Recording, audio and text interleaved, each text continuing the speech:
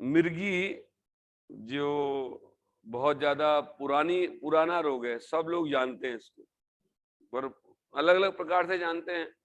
आज उसकी चर्चा करेंगे और वही मुख्य फोकस हमारा प्राकृतिक उपचार। बीमारी के बारे में तो जानकारी देते ही हैं, पर हमारा इस कार्यक्रम के पीछे मुख्य उद्देश्य है कि जो प्राकृतिक उपचार हैं और कोई इन चीजों से प्रभावित है तो अपने घरों पर उसको प्रारंभ कर दे। धीरे धीरे ये रोग उसका शरीर से विदा हो जाते हैं। ये 100% बात है। क्योंकि नेचुरोपैथी के बारे में एक बार और थोड़ा सा आप अपने चीज को ठीक कर ले कि ये एक दो दिन में नहीं, ये जब रेगुलर चलते हैं तब शरीर के जो द्वार हैं जो आपने बंद कर दिए हैं गंदगी निकालने के, वो खुलते हैं और फिर जब गंदगी निकलना प्रारंभ होती है तब ये बीमारियां अपने आप शरीर से विदा हो जाती है। ये है नेचुरोपैथी का बेस। आप सोचते हैं एक दिन में वो काम हो जाए, नहीं, एक दिन में तो वो स्टार्ट भी नहीं होते, एक हफ्ते में नहीं।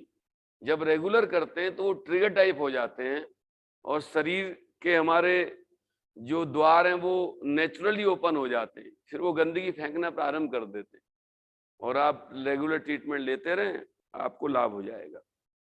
चलिए, मिर्गी रोग के बारे में बड़ी भ्रांतियां हैं, सब जानते हैं। पूर्व में तो बड़ी इसमें कि भाई ये तो इसके ऊपर कोई भूत है, कोई चुड़ैल है। जब भी कभी दौरा पड़ता था पुराने समय में, अब तो खैर पढ़ लिख गए लोग, समझदार हो गए, तो उसको जैसे ही आया, चूंकि उसकी आकृति ऐसी हो जाती थी, आंखें चढ़ जाती थी, चेहरा मुड़ जाता था, तो इसी तरह का ऐसा उसका फेस रीडिंग और उसके बॉडी का स्ट्रक्चर ऐसा बन जाता था जैसे को उसके अंदर कोई घुस गया है। तो गांव में तो अक्सर ये बात थी इसमें कोई भूत का वो घुस गया है, कोई चुड़ैल घुस गई है, फिर उसकी जूते से पिटाई करते हैं। ऐसी बहुत सारी बातें हैं हमारे समाज में प्रचलित थी। पर भाइयों बहनों, ये बहुत पुरानी बीमारी है और इसकी जानकारी अब तो लगभग बहुत लोगों को तो अभी भी नहीं है कि ये क्यों होती है। तो आज हम उन सब चीजों को क्लियर करेंगे। भाइयों बहनों, ये जो बीमारी है ये हमारे नर्वस सिस्टम की है, ब्रेन की बीमारी है। समझ लीजिए, मिर्गी जो है ये हमारे नर्वस सिस्टम की प्रॉब्लम है। और जब ब्रेन के बारे में एक जानकारी आप अपनी इकट्ठी ये आपको बताते हैं कि ये जो ब्रेन है हमारा, ये कंप्यूटर की तरह है। ये तो कंप्यूटर में जैसे बहुत सारे वायरिंग्स रहती है, बहुत सारे सर्किट रहते हैं, तो ऐसे ही एक कॉम्प्लेक्स सर्किट है, बहुत सारी वायरिंग इसमें, नर्वस सिस्टम की वायरिंग। आप ये मत समझ रहे तार वाली नहीं, नर्वस सिस्टम की जो वायरिंग उस प्रकार का एक कॉम्प्लेक्स ये सर्किट है। और पूरे ब्रेन का जो कंट्रोल है पूरे शरीर के ऊपर है। ये हर अंग के संचालन के लिए अलग अलग वेन्स या एक वेन्स का गुच्छा ऐसे काम करता है। जितनी कॉम्प्लेक्स चीज आप करते हैं, जैसे सोचते हैं या बोलते हैं या देखते हैं या सुनते हैं, या आपका पाचन चल रहा है, या आपका पैर चल रहा है, या आपका हाथ चल रहा है, तो ये सब ब्रेन के कमांड से।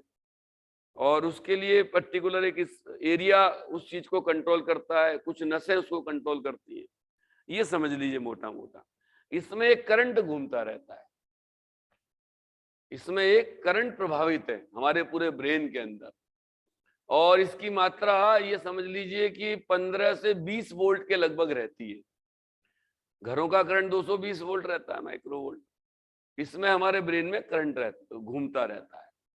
और जब क्या रहता है कि वो करंट जो है बढ़ जाता है, या उसमें उस जो वो वेन्स हैं उसमें क्रॉस सर्किट हो जाता है।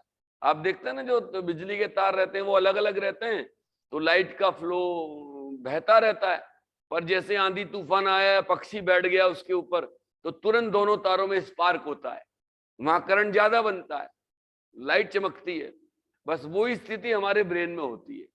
तो जब तक वो नसें अपने हिसाब से बहती रहती हैं, तो अपने पोजीशन में रहती हैं, तो वो बराबर करंट बहता रहता है, उसमें कोई बढ़ोतरी नहीं होती। पर कभी कभी वो पास आकर और वो कहीं ना कहीं क्रॉस होती है, तो उसमें स्पार्क होता है। अब ये क्यों होता है? उन वेन्स के ऊपर एक कवर रहता है जो इंसुलेटिंग का काम करता है। अब वो डैमेज हो जाता है तो ये स्पार्क होता है। अब वो डैमेज के कारण अलग अलग हैं। आपका सिर में चोट लग जाए, आपको ब्रेन का इन्फेक्शन हो जाए, वो अपन बात करेंगे। तो ये इसकी एक बेसिक जानकारी आप रखें कि हमारे ब्रेन में करंट है, और जब वो करंट बढ़ जाता है, जब वो स्पार्क होता है तो 200-300 वोल्ट हो जाता है, ये समझ लीजिए आप। तब वो जो एक सामान्य अवस्था में जो करंट बह रहा है तो हाथ हमारा सामान्य चलता है, और जब वो करंट ज्यादा हो गया तो हाथ तेज चलता है, झटके लगते हैं, इसमें दौरा पड़ जाता है आदमी को। अंग्रेजी में इसको सीजर्स बोलते हैं, दौरे को फिट्स बोलते हैं। तो बस ये स्थिति है मिर्गी है। तो एक सिंपल मुख्य रूप से, एक साधारण रूप से आप समझ सकते हैं कि जो हमारा सर्किट है उसमें स्पार्क हो जाना, किसी एक क्षेत्र में हो जाना। अब जिस क्षेत्र में होता है वही शरीर का अंग हमारा या तो तेज काम करेगा या खिंच जाएगा।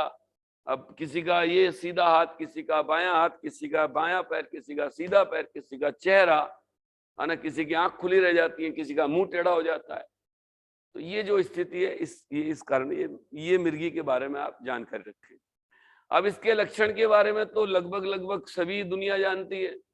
जब ये दौरा पड़ता है तो आदमी का एकदम उसको चेहरे पे खिंचाव आ जाता है, उसकी जो वो हाथों की स्पीड मतलब वाइब्रेशंस बढ़ जाता है, मुंह टेढ़ा हो जाता है, उसके मुंह से झाग निकलने लगते हैं, अलग अलग प्रकार की आवाजें करने लगता है वो, ठीक है ना। कभी कभी पूरा शरीर वाइब्रेट करता है, कभी कभी पैर वाइब्रेट करता है, मतलब अलग अलग प्रकार के लक्षण रोगियों में देखे जाते हैं। और कभी कभी तो स्थिति यहाँ तक आती है उसका पेशाब भी निकल जाता है, जीवान भीज जाती है, जीवान भीज जाती है। और दौरे के बाद जब देखते हैं तो उसमें से ब्लीडिंग होना शुरू हो जाता है। तो ये जो है, ये इसमें जो लक्षण है वो अलग अलग प्रकार के रोगियों में अलग अलग प्रकार के आते हैं। किसी में कोई आता है, किसी में कोई आता है, किसी के चेहरे पर आता है, किसी के हाथ पर। और जब वो आता है तो जिस रोगी को है वो एक ही प्रकार का आता है।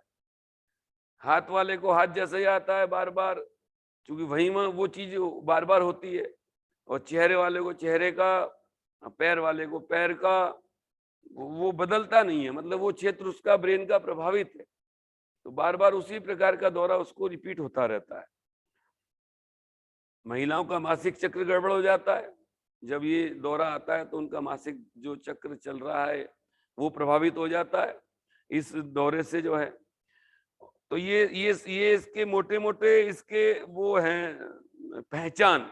मिर्गी को पहचानने की कोई वो बड़ी बात नहीं है, मिर्गी के दौरों को सब लोग जानते हैं, क्योंकि ये बहुत पुरानी बीमारी है और ये बहुत अधिक मात्रा में है। बहुत अधिक मात्रा का मतलब भारत में 1000 लोग आप काउंट करिए तो 5 को तो कम से कम 5-6 को तो मिर्गी के दौरे से उसका इफेक्ट है ही है। पूरे वर्ल्ड की बात करें तो इसके बाद लगभग 6-7 करोड़ व्यक्ति से प्रभावित हैं पूरे वर्ल्ड में यदि हम बात करें। तो ये इसके कुछ मतलब इसका अनुपात कि जन सामान्य में कितना है ये। अब ये जो एक जो दौरे पड़ते हैं हमारे एलोपैथी में, इसको बांट दिया भाई, ये दौरा इस प्रकार का, ये दौरा इस प्रकार का। तो जानकारी के बतौर आपको बता देते हैं, 2 प्रकार के दौरे आते हैं। एक तो जनरलाइज दौरा होता है और एक पार्सली होता है, जिसको फोकल सीजर बोलते हैं, एक को जनरलाइज सीजर बोलते हैं।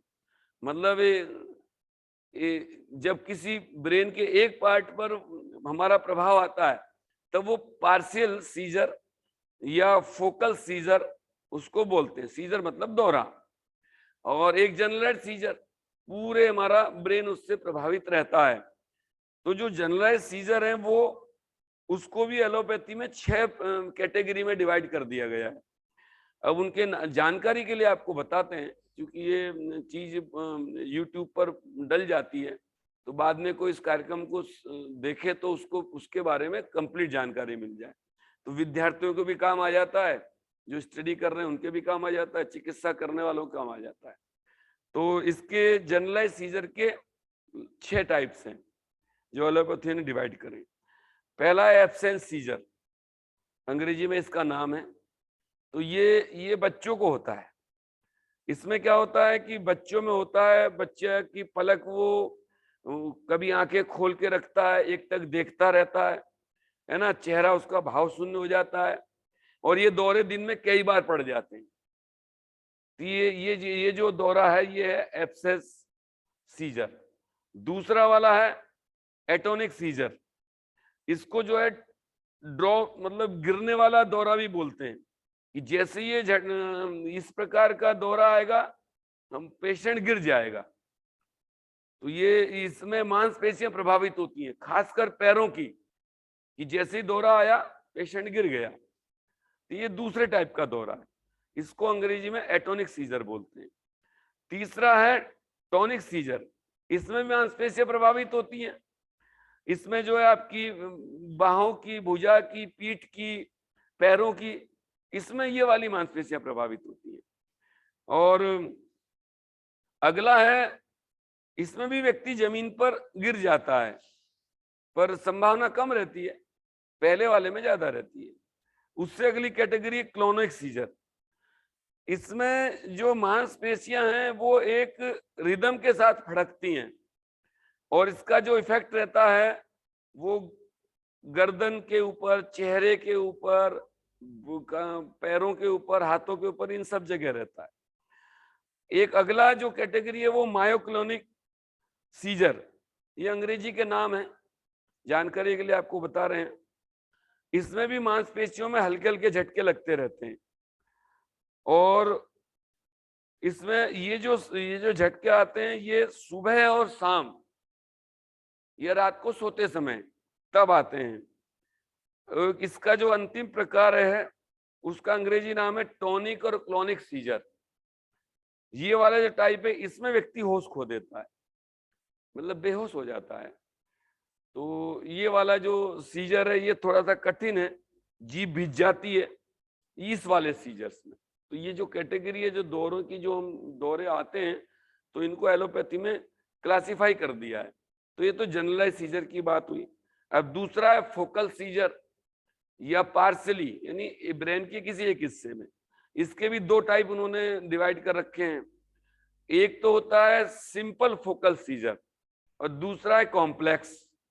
तो जो पहले वाले में तो व्यक्ति बेहोश नहीं होता है, उसको पसीना आ जाएगा, चक्कर आ जाएगा, याददाश्त थोड़ी देर के लिए खो देगा, फिर सामान हो जाता है। अच्छा ध्यान रखना, ये जो मिर्गी के जो दौरे होते हैं इसमें यदि व्यक्ति बेहोश नहीं होता है तो वो कुछ ही सेकंड में वो ठीक हो जाता है अपने आप, और यदि बेहोश होता है तो वो 5-10 मिनट, थोड़ा लंबा समय भी लेता है, पर फिर अपने आप ठीक हो जाता है। जो स्पार्क हुआ उसके कारण दौरा पड़ा, अब जब वो सामान हो जाता है तो व्यक्ति ठीक हो जाता है। तो ये भी ध्यान रखना दौरे के बारे में। तो जो कॉम्प्लेक्स वाला है इसमें व्यक्ति बेहोश हो जाता है, और सिंपल जो पार्सली सीजर है उसमें व्यक्ति बेहोश नहीं होता, उसमें उसके अंग सुन्न पड़ जाते हैं, और उसका कभी कभी याददाश्त खो जाती है, फिर वापस आ जाती है, पसीना आ जाता है, चक्कर आ जाते हैं। इस प्रकार से ये जो है टाइप्स हैं। दौरों को दो में डिवाइड करा, generalize seizure, partial seizure. Partial मतलब एक छोटा सा ब्रेन का हिस्सा, जनरलाइज मतलब पूरा ब्रेन इससे प्रभावित रहता है, तब ये मांसपेशियां, अंग सारे प्रभावित होते हैं। उसके 6 प्रकार बताए हमने, इनके 2 प्रकार बताए, ये कॉम्प्लेक्स और आपका सिंपल। ये तो थोड़ी एलोपैथिक जानकारी है जो आपको हमने प्रदान करी। अब बात करते हैं इसके कॉजेस की। अच्छा थोड़ा ये समझ लें, सीजर मतलब दौरा और मिर्गी मतलब एपिलेप्सी, तो ये इसमें भी अंतर समझ लें। दौरे का कारण तो ये भी है कभी आपकी नींद पूरी नहीं हुई, ठीक है ना, देर तक आप जग लिए तो भी कभी कभी आपको दौरा जाता है। वो एक आध बार कभी आया तो उसको मिर्गी मत समझो आप, पर दौरे अगेन रिपीट जब लगातार होते रहते हैं तब वो समझो कि मिर्गी रोग है आपको। ये भी समझ लीजिए दौरा में और मिर्गी में अंतर है। दौरे के कारण तो बहुत सारे हो जाते हैं, कभी कभी तेज बुखार के कारण भी आ जाता है, पर वो जो वो लगातार आता है और रिपीट होता है तो वो फिर मिर्गी का दौरा है। ऐसे आ ही जाता है हमारे ब्रेन, क्योंकि ब्रेन में कुछ भी गड़बड़ी होती है, वो ड्यू टू आपका हाई फीवर हो जाए, ड्यू टू आपका आपका आपका इंसोमिया, नींद कम हो या आप थक गए हो तो भी झटका लग जाता है। वो सामान्य बात है, कोई बात नहीं उसमें, वो ठीक हो जाता है। पर जब दौरे रिपीट अगेन रिपीट होते रहते हैं तो ये एपिलेप्सी रोग कहलाता है। अब आते हैं कारण के ऊपर, ये होता किस कारण से है। ये जो है इसके कई कारण हैं और स्टेज वाइज भी हैं। बच्चों में अलग कारण है, युवाओं में अलग कारण है और जो ओल्ड एज वाले व्यक्ति हैं उसमें अलग कारण है।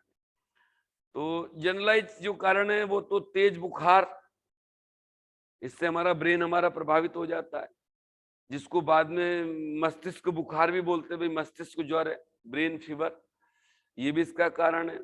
हमारे ब्रेन में इन्फेक्शंस बोलते थे ना भाई, सिर में जो कीड़ा कीड़ा घुस गया, उसके बारे में भी आपको जब युवाओं की बात करेंगे तो उसके बारे में बताएंगे। तो अत्यधिक तेज बुखार, ब्रेन का इन्फेक्शंस, ब्रेन का फीवर, ठीक है ना, ब्रेन के अंदर डिसऑर्डर, यदि कुछ भी कोई जन्मजात कोई कमी रहती है तो ये इसके कारण होते हैं। जेनेटिक, वैसे जेनेटिक रोग नहीं है, पर 5% की संभावना जिन बहनों को ये जो प्रॉब्लम रहती है तो उनके बच्चों में 5% की संभावना है, 95 तो नहीं, कि 5% उनके बच्चे इससे प्रभावित हो सकते हैं।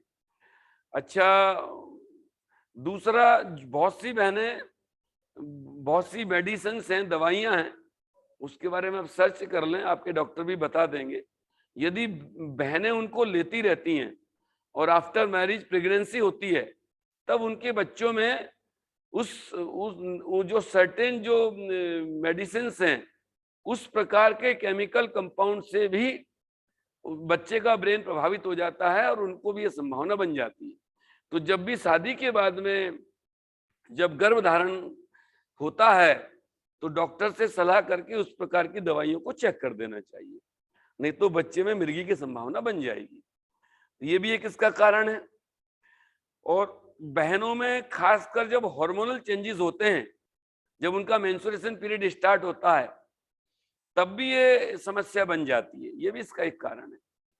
अब इसको यदि हम कैटेगरी वाइज बात करें तो बच्चों में सिर की चोट इसका एक कारण है। मेटाबॉलिक एबनॉर्मलिटीज, ये भी इसका एक कारण है। दूसरा, ब्रेन में क्या दिक्कत आती है कि जब उसका डेवलपमेंट चल रहा होता है तब उसके प्री मैच्योर जो जो जो सेल्स हैं वो डेथ होना शुरू हो जाती है। तो ये भी इसका एक बच्चों में कारण बन जाता है। अब युवाओं की बात करें तो युवाओं में कीड़े की गांठ, जिसको अंग्रेजी में न्यूरोसिस्टिक सिरकोसिस नाम देते हैं, तो ये एक मुख्य कारण बनता है एपिलेप्सी का। दूसरा जो है ब्रेन फीवर, ये भी इसका एक कारण बनता है। सिर की चोट, वो तो हमने बता ही दिया, ये भी इसका एक कारण बनता है। कीड़े की गांठ तो है ही है, ये भी इसका कारण बनता है। तो ये मुख्य कारण बनते हैं। और जब पुरानी एज की बात करें आप, तो ब्रेन ट्यूमर, जब एपिलेप्सी किसी ओल्ड एज वाले को होती है तो उसमें ब्रेन ट्यूमर और पैरालिसिस के स्ट्रोक, पैरालिसिस समझ लीजिए, ये एपिलेप्सी के मुख्य रूप से कारण बन सकते हैं। ये तो इसके कारणों की बात है। अब लड़के लड़की की बात करें तो ये जो रोग है लड़कियों को ज्यादा मात्रा में होता है, और जिनको बार बार बुखार आता है, बहुत तेज बुखार आता है, उनको ये रोग ज्यादा हो जाता है। तो बुखार आना भी इसका कारण है। तो यदि मुख्य रूप से आप समझें कि जब भी ब्रेन के अंदर टेम्परेचर राइज करता है तब ये दिक्कत बढ़ती है। दूसरा, जैसे सिर में चोट लगी तो या तो वो हिस्सा सिर का डैमेज हो जाता है, या डैमेज ना हो तो वहां कुछ, जैसे कि आपको बाहर चोट लगती है तो घाव रह जाता है ना, एक लंबे समय के बाद घाव ठीक होता है। तो हमारे ब्रेन में भी जब चोट लगती है तो कहीं ना कहीं घाव रह जाता है, तो वहां के जो नर्वस सिस्टम के जो सेल्स हैं वो इफेक्टेड हो जाते हैं। तो ये वो बार बार स्पार्क करते रहते हैं, तो ये दौरे भी आते रहते हैं जब तक कि वो घाव पूरा फुलफिल ना हो जाए, उसकी हीलिंग ना हो जाए, तब तक ये समस्या बनी रहती है। जब वो हील हो जाता है, ठीक हो जाता है, तो समस्या अपने आप ठीक हो जाती है। तो ये इसके मुख्य कारण है जिनके कारण एपिलेप्सी होती है। अब इसमें बहुत से भाइयों को तो पता ही नहीं पड़ता है कि भाई ये क्या कारण है इसका, और वो दौरे झेलता रहता है। गांव में तो ऐसा ही है, पर कह देते हैं इन ये कारण नहीं पता पड़ते उसको भी किस कारण से उसको ये समस्या हो रही है। चलिए, जो हमारा मुख्य विषय है उसकी तरफ मूव करते हैं। अच्छा, दौरे दौरे में बहुत से लोग बड़ी बड़ी बेहूदी बातें कर लेते हैं, बहुत से उसके जूते से पिटाई करते हैं, उसको जूता सूंघाते हैं, कोई कुछ करता है, कोई उसके नथुनों में प्याज का रस डाल देते हैं, कुछ पता नहीं क्या क्या बातें समाज में देखा भी है, लोग करते ही हैं, क्योंकि वो अपने बुद्धि से। अब किसी एक पेशेंट को मान लो वो दौरा खत्म होने वाला है और उन्होंने प्याज का रस डाला, तो वो बात प्रचलित हो जाएगी, भाई प्याज का रस डालो तो दौरा ठीक हो जाएगा। वो क्योंकि उसका जो पीरियड था वो समाप्त होने वाला है और आपने प्याज का रस डाल दिया, तो बस वो चीज समाज में चली जाती है।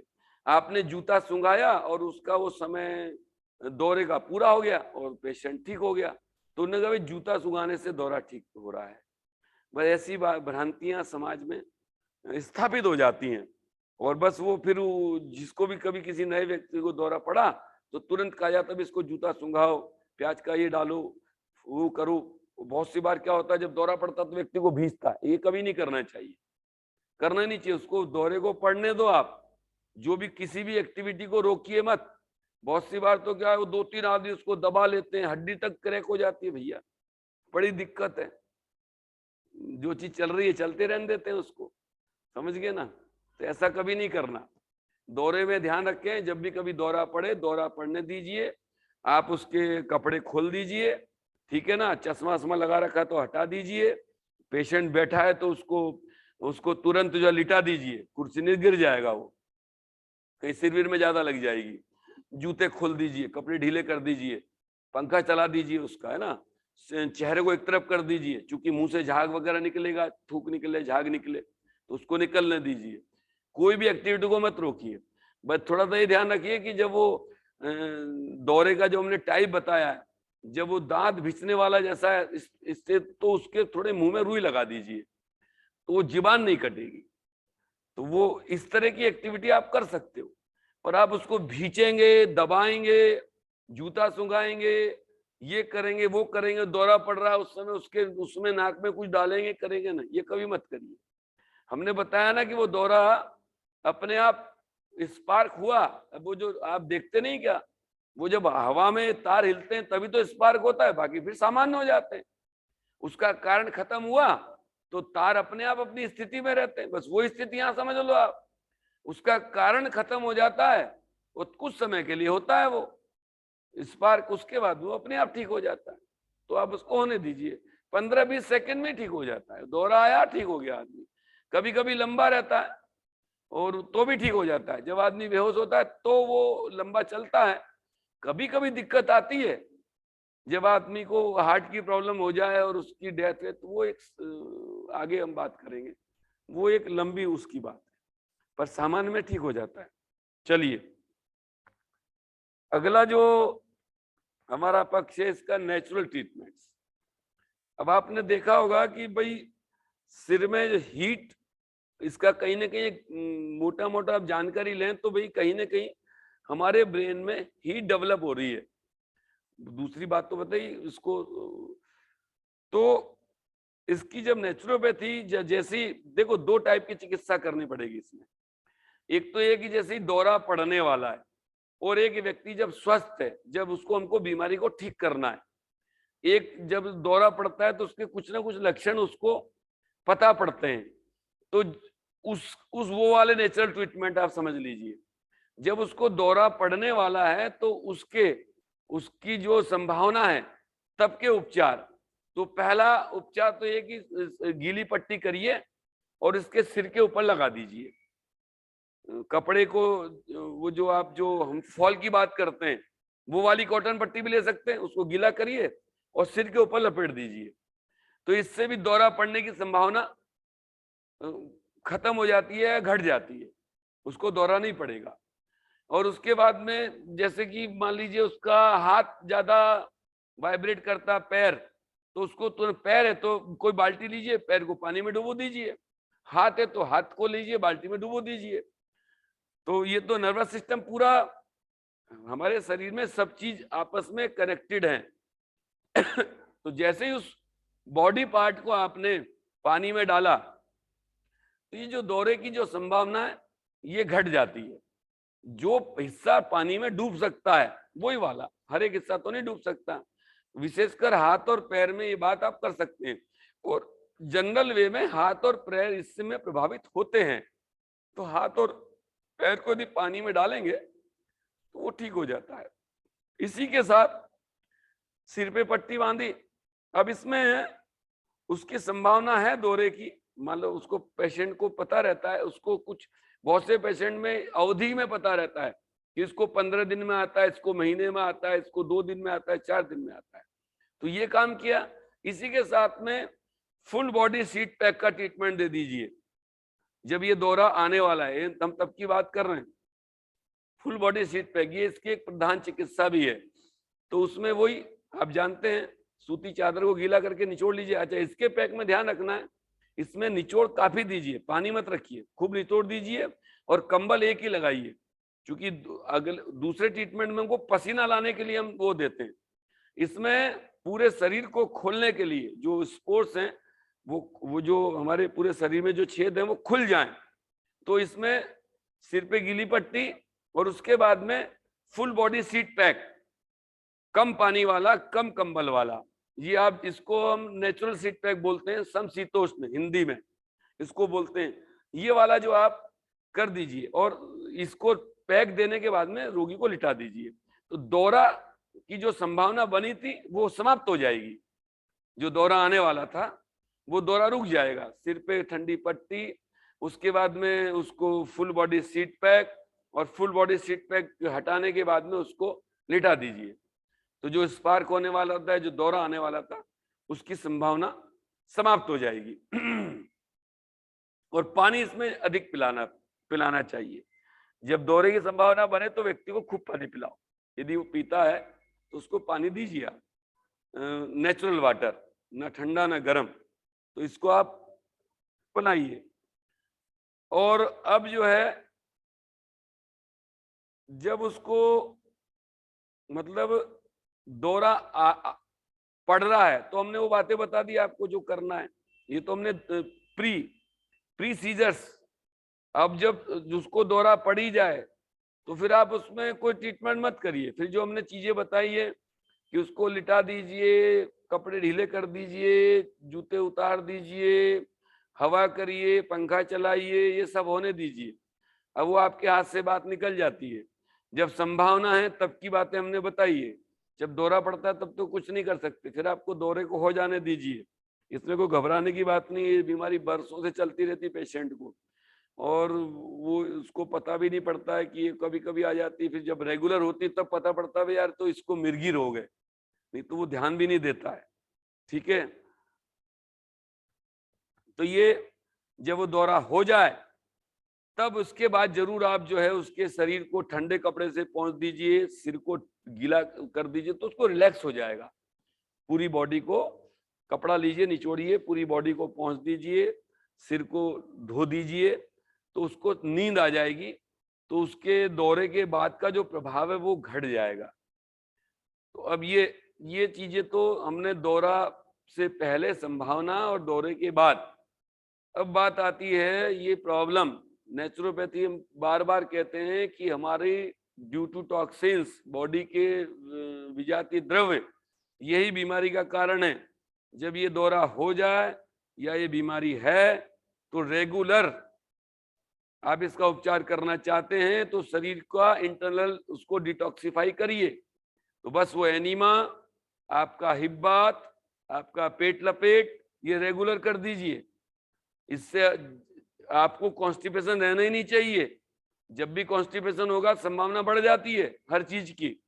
तो बस ये जो है ना बॉडी को डिटॉक्सिफाई करने वाला ये जो एक बेसिक ट्रीटमेंट्स हैं, इसको रेगुलराइज करिए। जब आप इसके उपचार में जाना चाहते हैं तो आप एनीमा रोज लीजिए, और एनीमा जब लें तो वही गर्म ठंडा करके लीजिए, मिट्टी का लेप लगा के लीजिए, तो चूंकि गंदगी वो जल्दी से साफ होगी। हिब्बात लीजिए, पेट का लपेट लीजिए, ये रेगुलर कर दीजिए। तो बहुत सी बार तो आप इसको रेगुलर करो और आहार को ठीक कर लो। एपिलेप्सी के दौरे जो जल्दी जल्दी आते हैं वो धीरे धीरे घट जाएंगे, अपने नेचुरली घट जाएंगे और समाप्त हो जाएंगे।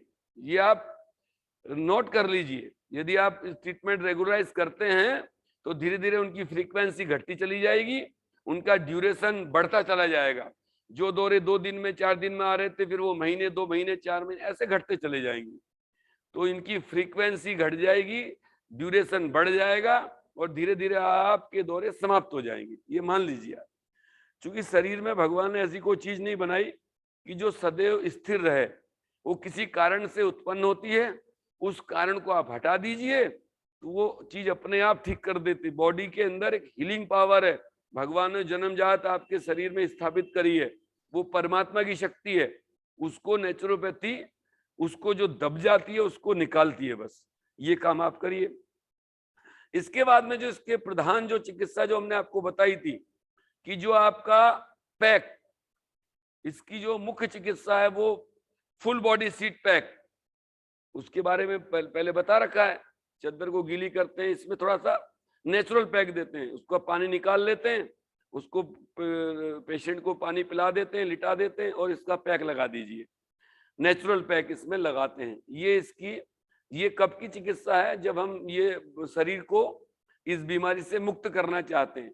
अब इस पैक को आप पहले हफ्ते में 1-2 बार लीजिए और थोड़ा कम समय के लीजिए, और जब इसको ठीक करना है तो आप इसको अल्टरनेट डे कर दीजिए, थोड़ा समय बढ़ा दीजिए, तो पूरा शरीर आपका डिटॉक्सिफाई हो जाएगा इस पैक लेने से, और ये बीमारी आपकी ठीक होना चाहिए। और अगला ट्रीटमेंट जो है इसका, चूंकि नर्वस सिस्टम की प्रॉब्लम है, ब्रेन से जो नसें हैं वो हमारे बैकबोन से जुड़ी हुई है, तो बस रीढ़ का जो गर्म ठंडा सेक है ये भी इसकी चिकित्सा में आता है। जब पेशेंट को हम उपचार दे रहे हैं तो रीढ़ के ऊपर, बैकबोन के ऊपर गर्म ठंडा सेक करिए। अब ध्यान रखने वाली बात यह है, गर्म ठंडा बोलते हैं तो जनरल वे में तो गर्म ठंडा करते हैं, पर इसमें ठंडा ट्रीटमेंट पहले करते हैं और गर्म ट्रीटमेंट इसमें कम देर के लिए देते हैं। दूसरे गर्म ठंडे में तो हम गर्म ज्यादा देर के लिए देते हैं, ठंडा कम देर के लिए देते हैं, पर इसमें रिवर्स कर देते हैं। इसमें ठंडे से स्टार्ट करते हैं और ठंडे को ज्यादा देर देते हैं, गर्म को थोड़ी देर देते हैं। अब गर्म की जो अवधि है वो मैक्सिमम 2 मिनट तक ही खींचे उसको। जैसे गर्म ठंडे सेक का जो रेशियो रहता है वो गर्म का 3 और ठंडे का 1, 3:1 ये अनुपात रहता है। पर जब इस वाले केस में इस चिकित्सा को लेते हैं तो एक तो रिवर्स कर लेते हैं, ठंडा गर्म, यानी ठंडा पहले गर्म बाद में, और ठंडा ज्यादा गर्म कम, इस बात का ध्यान रखें। तो ये हमारे बैकबोन के ऊपर हम ठंडा गर्म सेक देते हैं। और अब जैसे ठंडा 2 मिनट का गर्म है तो आप देख लीजिए, ठंडा आप 6-7 मिनट भी दे सकते हैं, तो 2 मिनट उसको तेज गर्म कर दीजिए। तो वो आप बता रखे हैं, गर्म पानी से, गर्म बोतल से, कैसे भी हाथ लगा के पता पड़ जाता है। तो ये इसका एक वो है। इसमें जब आप ये देते हैं गरम ठंडा गरम, तो इसमें आप पहले सिर को धो लीजिए ट्रीटमेंट देने से पहले, है ना, और उसके बाद में जब ये ट्रीटमेंट दे दें तो पेशेंट को स्नान कराइए, और इससे प्रभावित पेशेंट को रोज नहाना चाहिए, ये भी ध्यान रखें।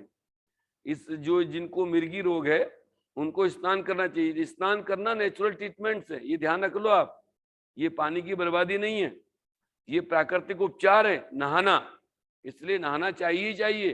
पूरा शरीर, जो 5 तत्व हैं वही तो आपके संपर्क में आ रहे हैं, या तो मिट्टी आएगी या पानी आएगा, धूप आएगी, हवा आएगी, तो बस ये नहाना भी एक प्राकृतिक उपचार है। तो इस प्रकार के रोगियों को रोज नहाना चाहिए। जिनको मिर्गी दौरा पड़ते हैं उनको स्नान करना ही चाहिए, ये उसके लिए जरूरी है। ये उपचार में भी हम इसको इंक्लूड करते हैं। और इसमें जो है शरीर को ठंडा रखने के लिए यदि, अच्छा इसमें 2 बातें ध्यान रखें। जब आपको दौरा पड़ता है तब ध्यान रखें, जब आप सिर को देखें, यदि सिर गर्म है तो उसको नेचुरल वे में ठंडा करना चाहिए। बहुत तेज गर्म है तब उसको ठंडा करना चाहिए, और बहुत ठंडा है तो उसको नॉर्मल टेम्परेचर पे लाना चाहिए। तो 2 काम करना चाहिए। जब उसको लगता है कि वो सिर उसका तेज गर्म है, तो उसको ठंडे पानी से पोंछ दीजिए और सिर को उठा दीजिए। उसके सिरहाने को ऐसा करिए कि आपका सिर उठ जाए, और जब सिर ठंडा है तो पैर उठा दीजिए यदि पेशेंट लेटा हुआ है। ये जो ध्यान रखिए, जो दौरा पड़ा या दौरे के बाद या दौरा पड़ने वाला है, जब भी ये स्थिति बनती है तो उसके सिर का टेम्परेचर देखते रहिए। यदि वो तेज गर्म आपको लगता है तो उसको इधर सिरहाना उठा दीजिए, और यदि बहुत ज्यादा ठंडा लगता है तो उसके पैर उठा दीजिए हल्के से। तो ये भी इस चीज में आप इसको भी ध्यान रखने वाली बात है। तो उससे दौरे की संभावना घटती है, ये ध्यान रखिए आप। जो उसका हेड टेम्परेचर, सिर का जो तापक्रम है वो नॉर्मल रहना चाहिए। हाथ लगाने से पता पड़ जाता है, अधिक ठंडा और अधिक गर्म नहीं रहना चाहिए। ये हमने पैक में भी बोला है, नेचुरल पैक, समशीतोष्ण। समशीतोष्ण कंडीशन उसको बोलते हैं, न ज्यादा हॉट न ज्यादा कोल्ड। वो स्थिति को हम समशीतोष्ण बोलते हैं हिंदी के अंदर। नेचुरल स्थिति, वो कंडीशंस बोलते हैं उसको जो है। तो ये इस चीज का ध्यान रखिए। वॉक कराइए, पेशेंट को एक्सरसाइज कराइए, जो इसके रोगी हैं। आसन कराइए। अब आसन में ध्यान रखिए, पेट, ब्रेन और पीठ। जिस आसन में तीन चीजों मतलब कहीं ना कहीं कनेक्ट होती हैं, जुड़ती हैं, या तीन के ऊपर उसका इफेक्ट आता है, वो आसन इसमें लाभकारी है। तो पेट के ऊपर तो उत्तान पाद आसन से प्रभाव आता है ना। अब आपका सर्वांगासन से ब्रेन के ऊपर इफेक्ट आता है। हल आसन से आपके बैकबोन पे आता है। पश्चिमोत्तासन कराएंगे तो भी बैकबोन पर आएगा, पेट पर भी आएगा। तो पेट, पीठ और ब्रेन, इन तीन चीजों पर किसी आसन का प्रभाव पड़ता है, वो वाले आसन इसके लिए उपयोगी है। तो जब व्यक्ति के लिए दौरे वोरे नहीं पड़ते तब उसको आसन करना चाहिए, एक्सरसाइज करना चाहिए, वो करना चाहिए। तो ये जो बीमारी ठीक होती है।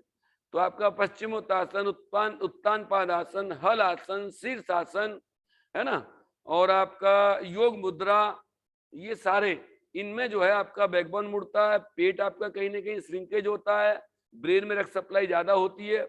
इस प्रकार के आसन इपिलेप्सी वाले पेशेंट को करना चाहिए। तो ये रोग जो है उनका घटता चला जाता है और ये रोग उनका ठीक हो जाता है। और प्राणायाम की जब बात करते हैं तो प्राणाकर्षण प्राणायाम धीमे धीमे पेशेंट को खूब कराएं और प्राणायाम को जीवन का आधार बनाएं। ये ध्यान रख लीजिए आप। बिल्कुल आसन एक बार को कर पाए न कर पाए चलेगा, पर प्राणायाम को अपने जीवन का एक अंग बना लीजिए। 10 मिनट 15 मिनट जो भी समय मिले उसमें कराइए। शीतकारी और शीतली प्राणायाम वो भी इसमें लाभकारी है।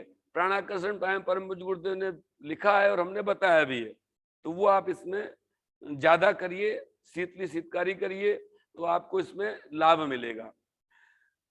अब आती है भोजन की। तो बार बार हम प्राकृतिक भोजन की बात करते ही हैं, नेचुरल डाइट। व्यक्ति से जब हम बात करते हैं, कभी कभी फोन आते हैं, तो साहब मैं तो सामान्य भोजन करता हूँ। सामान्य भोजन ठीक है कि आप रोटी सब्जी दाल चावल ये सब पक्का ही पक्का भोजन करता है आदमी। तो ध्यान रख लीजिए, हम बार बार कैटेगरी डिवाइड करते हैं। नेचुरल डाइट यानी प्रकृति ने हमको जैसा दिया है वैसा हम लेते हैं, तो वो नेचुरल डाइट कहलाती है। जब हम उसको प्रोसेस करते हैं, कुछ भी करें, उसको हम सेकें, उबालें, तलें, कुछ भी करें, कोई न कोई हम हीट ट्रीटमेंट कर देते हैं, तो बस वो सात्विक आहार हो सकता है कि जब रोटी सब्जी खा रहे हैं सात्विक है, तेज मिर्च मसाले नहीं है, तो वो सात्विक आहार है। पर वही बात, जब भी आपको किसी भी उपचार ले रहे हैं या आहार से आपको अपनी बीमारी को ठीक करना है, तो प्राकृतिक आहार की तरफ लौटिए। इस बीमारी में भी यही है, पेशेंट का भोजन अधिकतम प्राकृतिक आहार की तरफ कराइए, यानी उसको कच्चा खिलाइए, फाइबर भेजिए, तो वैसे भी उसका सिस्टम साफ होगा। और प्राकृतिक जूस, क्योंकि प्राकृतिक आहार में जो केमिकल कंपोजिशंस जो प्रकृति ने बनाया है वो डिस्टर्ब नहीं है। आप जब हीट ट्रीटमेंट करते हैं तो केमिकल जो कंपोजिशन वो डिस्टर्ब हो जाता है, चेंज हो जाता है। तो जिस उद्देश्य की पूर्ति के लिए प्रकृति माँ ने तैयार किया है वो भी प्रभावित हो जाता है। ये हमने बहुत पहले आहार के बारे में बताया था। तो आप उसको प्राकृतिक आहार दीजिए, बढ़िया फल खिलाइए, सब्जी खिलाइए, सलाद दीजिए, अधिक और इसकी मात्रा बढ़ाइए। तो ये अपने आप रोगी, आप कुछ मत करिए, खाली आप जो है पेट की शुद्धि करिए और प्राकृतिक आहार दीजिए, ये एपिलेप्सी वाला रोग खत्म हो जाता है। ये आप करके देख लीजिए। फास्टिंग इसमें रामबाण है। उपवास कराइए रोगी से आप, शरीर शुद्धि होगी। और ध्यान रखना, उपवास में कभी भी एनीमिया रोकना नहीं है, एनीमिया को बढ़ा देना चाहिए। जितनी लंबी फास्टिंग करते हैं उतना ज्यादा एनीमिया लीजिए आप, क्योंकि शरीर गंदगी फेंकेगा। उपवास ट्रिगर है।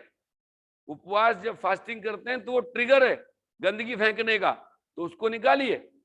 कहीं कहीं उसका वो कोटा सूख भी जाता है तो एनीमा लेना पड़ता है। तो फास्टिंग इसकी एक बेस्ट रेमेडी है। जब आहार की बात करते हैं आप, कच्चा आहार इसकी बेस्ट रेमेडी है। अब कुछ चीज स्पेशल है जिसका ध्यान रखिए। इसमें पेठे का जूस, क्योंकि वो ठंडा है ना, पेठा ठंडा है, सबके लिए इसको रिकमेंड नहीं करते हैं। एस गार्ड बोलते हैं जिसको, जिससे आप आगरे का पेठा खाते हैं ना, वो वाला जूस इसमें बड़ा लाभकारी है। बहुत ठंडा होता है। ठंड के दिनों में तो यदि आप बिना काली मिर्च डाले उसको ले लेते हैं तो आपकी जिनकी कोल्ड जो प्रवृत्ति रहती है ठंडे की, वो तुमको तो बहुत नुकसान दे देगा। तो आप पेठे का जूस मिर्गी के रोगी को यदि हम देते हैं, उसमें रिकमेंडेशन ये है कि मुलेठी का पाउडर उसमें डाला जाता है। जब पेठे का जूस बनाए तो एक गिलास में 1 आध चम्मच मिलेठी का जूस डाल दीजिए, मिलेठी का पाउडर पेठे के जूस में, उसका सेवन कराइए, तो इसको व्यक्ति को लाभ मिलता है। नारियल का दूध इसमें बड़ा लाभकारी है। जो नारियल होता है कच्चा, जो ये गोलागिरी बिकती है, इसको क्रश करके और इसको दबा के इसको निकाल के, और इसमें आप इलायची डाल सकते हैं, ठीक है ना, और मीठे के लिए आप गुड़ डाल सकते हैं, शहद डाल सकते हैं, तो ये भी बड़ा लाभकारी है मिर्गी के रोगियों के लिए।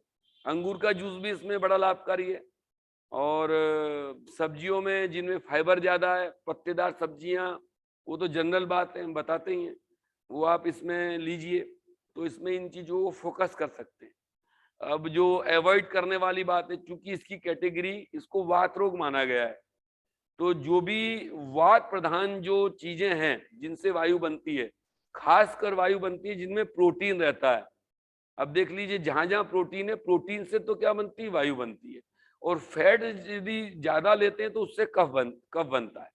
तो ये दोनों चीजें इसमें रोकना चाहिए या कम करना चाहिए, तो इस रोग की संभावना घटेगी। वात प्रधान भोजन और कफ प्रधान भोजन, कफ यानी फैट और वात यानी प्रोटीन, तो ये दोनों चीजों को यदि आप घटाते हैं तो इस रोग की संभावना घट जाती है। अब वही वो जनरल बात है, packed, preserve, junk, deep fried food, ये सब रोकना जरूरी है। आपका अल्कोहल, आपका कैफीन, चाय, कोल्ड ड्रिंक, सोडा, ये सब चीजें आप रोकिए, तुरंत चेक करिए। आपका रिफाइंड शुगर, जो आप मिठाइयाँ वगैरह खाते हैं, शुगर लेना ही है तो आप गुड़ के फॉर्म में लीजिए, शहद के फॉर्म में लीजिए, ठीक है ना, बाकी फलों के रूप में लीजिए। ये भी शुगर की अलग अलग कैटेगरी है, ग्लूकोज, फ्रक्टोज, सुक्रोज, बहुत गैलेक्टोज, ये सब कार्बोहाइड्रेट, सब मीठी चीजें हैं ये, माल्टोज, बहुत सारी कैटेगरी है। तो आप जो है फल वाली शुगर, शहद वाली शुगर, गुड़ वाली शुगर, ये वाली कैटेगरी लीजिए। आप जो शक्कर वाली जो कैटेगरी है वो हानिकारक है, वो देर से पचती है, तो जो रिफाइंड है वो मत लीजिए आप। नमक को रोक दीजिए। नमक को रोक देंगे तो दौरे में बहुत जल्दी लाभ मिलेगा आपको। धीरे धीरे नमक कम करिए। सोडियम इसमें खतरनाक है, क्योंकि नमक क्या, सोडियम क्लोराइड, तो नमक को रोकिए आप इसमें। यदि किसी को दौरे बहुत ज्यादा पड़ते हैं, आप चेक करिए, देखो आप 1 हफ्ते नमक रोक दो, उसके दौरे घट जाएंगे और दौरों की अवधि जो है वो बढ़ जाएगी, वो धीरे धीरे समाप्त हो जाएंगी। तो नमक इसमें अवॉइड करिए। आर्टिफिशियल शुगर की बात तो करी है, पर इसमें हम जोड़ देते हैं नमक के लिए। नमक को आप चेक कर दीजिए, और नहीं तो नमक की जो सब्स्टिट्यूट है वो नींबू डाल दीजिए। नींबू आपके लिए लाभदायक है, तो नमक इसमें रोकना चाहिए। तो ये लगभग भोजन के बारे में मोटी मोटी बातें। बाकी तो हमने एक प्रज्ञा डाइट सिस्टम का बहुत पहले ही एक चार्ट आपको प्रोवाइड किया था, तो यदि आप लेंगे तो ये बातें आप उसको उसमें भी लेंगे, लगभग उसमें बहुत सारी बातें कवर हैं। उस चार्ट से यदि अपने डाइट को आप जोड़ लेते हैं तो आप देखेंगे कि आपका जो जीवन क्रम है वो ऐसे ही वो स्वस्थ होता चला जाएगा। प्राकृतिक उपचार अपनाते रहें और वो जो डाइट चार्ट है, डाइट चार्ट तो नहीं कह सकते, उसमें मोटी मोटी बातें हैं डाइट के बारे में, उनको आप जीवन में अपना लीजिए तो आप सदैव स्वस्थ रहेंगे, कोई कारण नहीं कि आप बीमार रहें। चलिए, लगभग आज की बातें, क्योंकि ये सब चीजें एलोपैथी वाली चीजें भी जोड़ते हैं तो कुछ कॉम्प्लेक्शंस हो जाते हैं, पर हमारा इसके पीछे उद्देश्य ये है कि ये सब चीजें भी आपको इसकी भी जानकारी हो जाए, खाली मोटी मोटी बातें नहीं तो वो तो ठीक है, बीमारी बताई और नेचुरल उपचार बताते हैं, पर ये जो इसकी जो टर्मिनोलॉजी है, इसके टाइप्स हैं, इसके वो सब भी हम इसमें जोड़ देते हैं। चलिए, आज की बात समाप्त।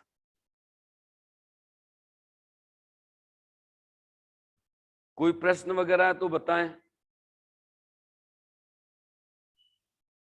मनोज भाई, भैया नहीं है शायद। चलिए, शांति पाठ करें। पवन जी, पवन जी नहीं है क्या?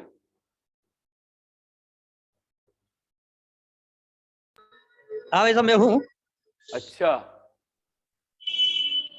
कोई प्रश्न वगैरह हो तो बताएं इससे संबंधित, नहीं तो समाप्त करें। जी, कोई प्रश्न के लिए कुछ निवेदन नहीं है। चलिए, समाप्त करें। कोई बात कहना तो बताएं आप।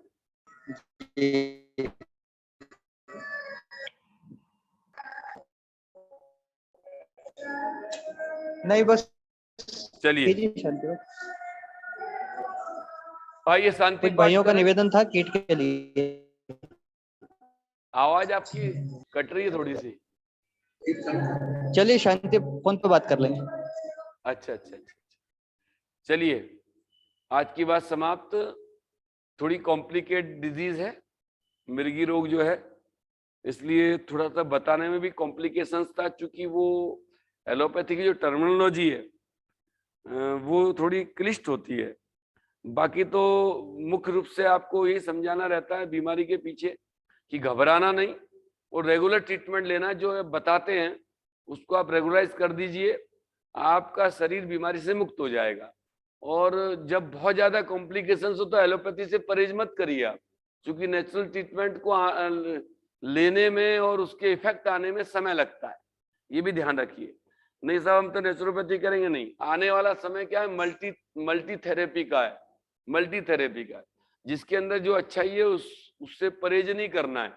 तुरंत के लिए एलोपैथी बहुत रामबाण चीज है, पर उसकी जो प्रॉब्लम वो यही है कि वो लंबा, बस जिंदगी भर दवाइयां आपके जीवन से जोड़ देते, वो दवाइयों को आपके जीवन का एक अंग बना देते हैं, भोजन का हिस्सा बना देते हैं। बस ये दिक्कत है, क्योर वाली बात नहीं होती है, उसको दबाने वाली बात होती है। और नेचुरोपैथी, आयुर्वेद, ये चीज ऐसी है जो आपके शरीर में से बीमारी को निकालती हैं बाहर, और खासकर नेचुरोपैथी।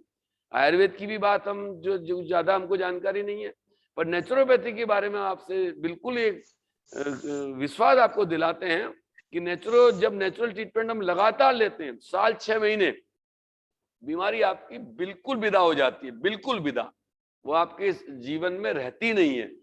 हमारा फोकस यही है कि आप ये सरल सरल से ट्रीटमेंट जो हैं इनको समझिए, सीखिए और इनको अपने जीवन में अपना लीजिए। आपका शरीर एकदम निरोग और हट्टा चंगा, एकदम उत्साह से आप भरे पूरे रहेंगे। बस तुरंत के लिए एलोपैथी लीजिए, क्योंकि उसका प्रभाव घातक हो सकता है, व्यक्ति की डेथ हो सकती है। वो वाली स्थिति तो कंट्रोल कर लेना चाहिए और बाद में नेचुरल ट्रीटमेंट पे आ जाइए। शरीर को शुद्ध करिए और उसको साफ करिए और इन ट्रीटमेंट को अपनाइए, तो वो जो कारण है वो समाप्त हो जाता है। चलिए, आज की बात समाप्त। दोनों हाथ जोड़े, कमर गर्दन सीधी भाई साहब, एक बात करूं? बताएं जी। ये यूरिनरी ट्रैक इन्फेक्शन, हाँ, वो मतलब अभी आम समस्या हो गई है। यूरिनरी ट्रैक इन्फेक्शन, यूटीआई जिसको बोलते हैं ना। हाँ हाँ हाँ, समझ रहे हैं। तो उनके ऊपर अगर एक आप सेशन कर सकते हैं तो अच्छा रहेगा। अभी प्रोस्टेट वाले में लिया था ना, हाँ जी, प्रोस्टेट तो थे, मतलब तो प्रोस्टेट और एक्चुअल यूटीआई में थोड़ा ये अलग है देखो इसलिए। ऐसा है, हमारी बात समझो जरा। जैसे पैरालिसिस जी अभी हमने लिया था, वो भी नर्वस सिस्टम की प्रॉब्लम है। अब एपिलेप्सी में जाते तो वो भी नर्वस सिस्टम की प्रॉब्लम है। अब जो प्रोस्टेट की बात करते तो वो भी आपके प्रजनन तंत्र, आपका रिप्रोडक्टिव सिस्टम जो है, खासकर मेल का, उसकी प्रॉब्लम है। अब यूरिन ट्रैक इन्फेक्शन, चलो उस पर भी कभी बात कर लेंगे, वो छोटा सा सेशन है। सेशन जब लेते हैं तो उसके पूरे कॉजेस, क्योंकि वो जुड़ा हुआ मामला है और आजकल हो ज्यादा रहे, ये वैसे गंदगी का कारण है। देखो अभी एक, चलो आपने बात करी तो मैं आपको बता देता हूं, आपने बात कर दी। देखो आजकल क्या हो गया है, हमको जो ना स्वच्छता की जानकारी नहीं दी जाती है, इसमें शर्म की जाती है। हमने जब हमारा पानी वाला जब चैप्टर लिया था तो हमने कहा था कि अपने गुप्त अंगों को आप खूब धोइए, कभी आपको ध्यान हो तो। अभी एक व्यक्ति जी के, एक पेशेंट की हमने उसमें जिक्र भी किया था कि एक पेशेंट को आपको उसको रिप्रोडक्टिव सिस्टम का कैंसर है। तो जब हम उससे मिले तो हमने पूछा कि भाई कभी आपने अपने मूत्र यंत्र को धोया, तो उसने कहा साहब कभी नहीं धोया। तो कभी कभी देखो जो ये जो मुसलमान भाई हैं उसमें खतना करते हैं, तो उसकी चमड़ी जो है, खासकर मैं मेल के लिए बात कर रहे हैं हम, तो चमड़ी ऊपर हो जाती है जो उसके मूत्र यंत्र से, और जो अन्य वर्ग है उसमें खतना नहीं होता है, तो चमड़ी ऊपर रहती है। और चमड़ी और उस यंत्र के बीच में बहुत सारी गंदगी डिपॉजिट होती रहती है। तो इंसान को सदैव उस खाल को ऊपर करके खूब पानी से उसको धोना चाहिए, ठीक है ना। जी और ये जब आप शौच जी करते हैं तब जरूर करना चाहिए, पहले ध्यान रखिए, और सुबह शाम करना चाहिए। तो वो गंदगी इकट्ठी हो जाती है 24-12 घंटे में, बस वहीं से इन्फेक्शन स्टार्ट हो जाता है। वे सिफिलिस, गनोरिया, ये बहुत सारी बीमारी हो जाती है। जी नेचुरोपैथी सफाई की बात करती है। अब एनिमा क्या है, सफाई है। आपका भाप स्नान क्या है, आपके जो छेद है उनकी सफाई है। आपका चादर लपेट क्या है, सफाई है। कुंजल क्या है, सफाई है। नेति क्या है, सफाई है। भाई अच्छा पानी डाला और गंदा पानी बाहर हो गया। अब उसमें एनिमा में अच्छा पानी डाला, गंदा पानी बाहर हो गया। कुंजल में अच्छा पानी पिया, गंदा पानी बाहर हो गया। तो बस इसी तरीके से आप इतना भी कर लो कि आपका जो मूत्र यंत्र है उसकी खाल को ऊपर करो, उसको अच्छे से धो और बढ़िया पानी डालो, आपको इन्फेक्शन होंगे ही नहीं, क्योंकि वो इंद्रिय आपकी इतनी स्ट्रांग हो जाएगी। इन्फेक्शन किसको होता है, कोरोना किसका हुआ, जिसके लंग्स कमजोर थे। जिसके लंग्स कमजोर थे उसको इन्फेक्शन हुआ, जिसके लंग्स मजबूत थे उसको इन्फेक्शन नहीं हुआ। तो फिर भी कभी और चर्चा कर लेंगे। तो अभी मोटी मोटी जानकारी आप इतना जोड़ लीजिए, जिनको प्रॉब्लम जी ज्यादा बार बार होती है, नहीं होती है, तो अभी आप प्रतिदिन जैसे गुदा द्वार को धोते हो, ऐसे अपने मूत्र द्वार को भी धोआ करो। बहनें भी धोएं और भाई भी धोएं। हमने अपने जनरल यूज ऑफ वाटर, जब हमने पानी के साधारण प्रयोग जब बताए थे तो ये बातें हमने बताई थी। बहुत सा व्यक्ति कुल 250 ग्राम में अपना गुदा द्वार धो लेता है, नहीं, गलत है। आप गुदा द्वार खोलिए, खूब धोइए उसको, और जब आप धो लीजिए, और उससे पहले गुदा द्वार धोने से पहले अपने मूत्र मार्ग को धोइए, खाल ऊपर करिए, खूब पानी डालिए, उसको साफ कर लीजिए, उसके बाद गुदा द्वार धोइए। गुदा द्वार धोने के बाद मूत्र मार्ग को हाथ नहीं लगाना है, ये ध्यान रख लें, नहीं तो इन्फेक्शन आपके हाथ का लगा हुआ मूत्र द्वार को हो जाएगा। ये भी बातें ध्यान रखने वाली बात है। जी पहले मूत्र द्वार को धोइए, बाद में गुदा द्वार को धोइए, और लैट्रिन के अंदर साबुन रखिए, फिर साबुन से हाथ धोइए, तब अपने हाथ कपड़ों को लगाइए। ये इन्फेक्शन के छोटी छोटी सी बातें हैं। व्यक्ति क्या होता है, सब जगह साबुन रखेगा पर लैट्रिन के अंदर साबुन नहीं रखता है। लैट्रिन धोया और धोने के बाद में कपड़ों को हाथ लगा लिया, तो गंदगी तो आपकी कहीं ना कहीं चिपकी हुई तो हाथों से आपके कपड़ों को लग जाती है, आपके अंडरगारमेंट को लग जाती है, और फिर आपका मूत्र मार्ग वहां टच होता है, इन्फेक्शन हो जाता है आपको। ये भी प्रॉब्लम है। गंदा यूरिनल उपयोग करते हैं आप, उससे भी इन्फेक्शन होता है। बहुत गंदी जगह आप पेशाब करते हैं, उससे भी आपको इन्फेक्शन हो जाता है। और बाकी तो आपकी बॉडी की इम्यूनिटी कम है, इसलिए इन्फेक्शन होते हैं। तो मोटी मोटी बातों को आप जोड़ रहे हैं, तो ये यूटीआई वाली जो प्रॉब्लम है, ये कोई बहुत बड़ी प्रॉब्लम नहीं है, ये होगी नहीं, बिल्कुल नहीं हो सकती। आप रोज मूत्र मार्ग को धोइए, सुबह शाम धोइए, पानी की धार डालिए, अधिक मात्रा में धोइए। और हाथों को टच करिए, तब जब आप हाथ धो लें तब आप अपने मुंह तुम्हार को टच करिए, तो ये सब चीजें आपको नहीं होंगी। चलिए साहब, प्रणाम भाई साहब। प्रणाम भैया।